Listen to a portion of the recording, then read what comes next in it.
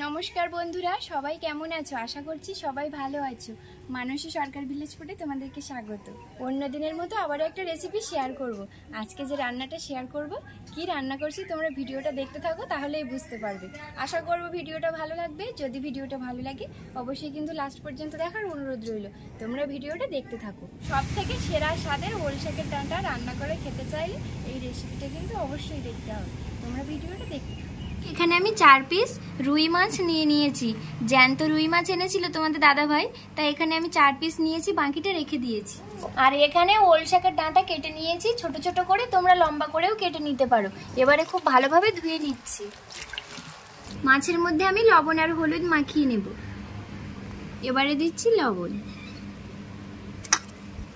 এই রান্নাটা কিন্তু খেতে খুবই সুন্দর লাগে বন্ধুরা, তোমরা না বানালে বুঝতে পারবে না। তোমরা বাড়িতে বানাও তাহলেই বুঝতে পারবে, খুব সুন্দর স্বাদ হয়। এখানে কড়াই বসিয়ে কড়াই গরম করে নিয়েছি। কড়াইয়ের মধ্যে দিয়ে দেব পরিমাণ মতো তেল। তেলটা একটু গরম করে নিচ্ছি। তেল খুব ভালোভাবে গরম হয়ে গেছে। এবারে মাছগুলিকে ভেজে নেব।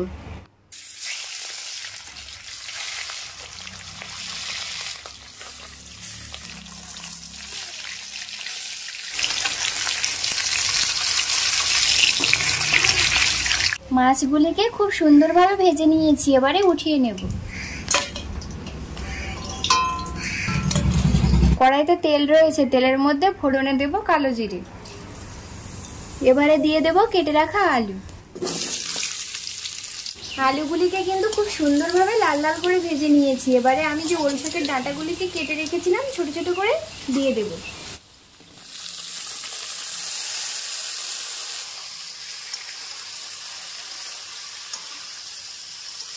ওল ডাঁটাগুলিকে দিয়ে খুব ভালোভাবে একটু নাড়াচাড়া করে নিয়েছি। এবারে দিয়ে দেব পরিমাণ মতো হলুদ। এবারে দেব পরিমাণ মতো লবণ। দিয়ে দিয়েছি 4টে কাঁচা লঙ্কা।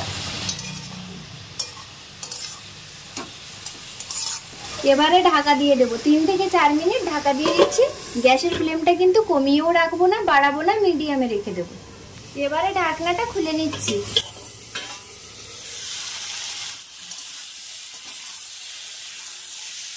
ওল ডাঁটা আর আলু খুব ভালোভাবে কষে নিয়েছি। এবারে জল দিয়ে দিচ্ছি। জল দিয়ে দিয়েছি। এবারে 5 মিনিট ঢাকা দিয়ে দেব। গ্যাসের ফ্লেমটা কমে। এবারে ঢাকনাটা খুলে নেব। ঢাকনাটা খুলে নিয়েছি। কতটা সিদ্ধ হয়েছে আলু দেখে নেব। এই যে দেখো বন্ধুরা, আলু কিন্তু পুরোপুরিভাবেই সিদ্ধ হয়ে গেছে। এবারে আমি ভেজে রাখা মাছগুলিকে দিয়ে দেবো। একটা সাইড একটু ফাঁকা করে নিই, যেহেতু ঝোল তো কম।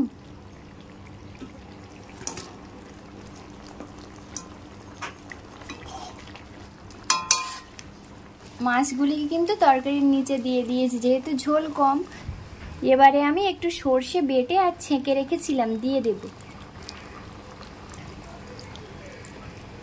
সর্ষে দিয়ে দিয়েছি। এবারে 1 মিনিট মতো একটু ফুটিয়ে নেব হালকা আঁচে, তাহলে কিন্তু তরকারিটা পুরোপুরি রেডি হয়ে যাবে। এবারে কিন্তু তরকারিটা নামিয়ে নেব।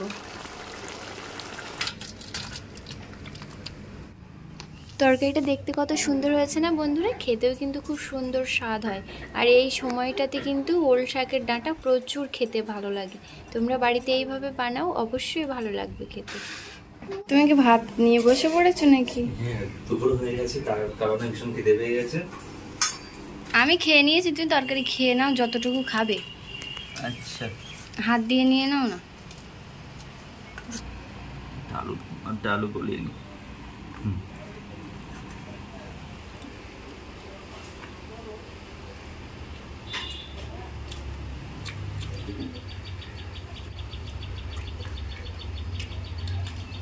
আচ্ছা, তরকারিটা সেই স্বাদ লেগেছে।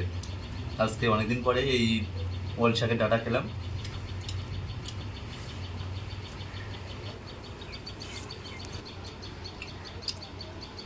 তোমরা এই বাড়িতে বানাও, তরকারিটা কিন্তু খেতে সেই স্বাদ হয়। যদি এখন গরম পড়ছে, এই জন্য হালকা পাতলা খেতে কিন্তু শরীরে উপকার হয়। তো আমাদের ভিডিওটা যদি ভালো লাগে লাইক করতে একদমই ভুলবে না। আর এইভাবে বাড়িতে অবশ্যই বানিও। ভিডিওটা এখানে শেষ করছি। তোমরা সবাই সুস্থ থেকো, ভালো থেকো, টাটা।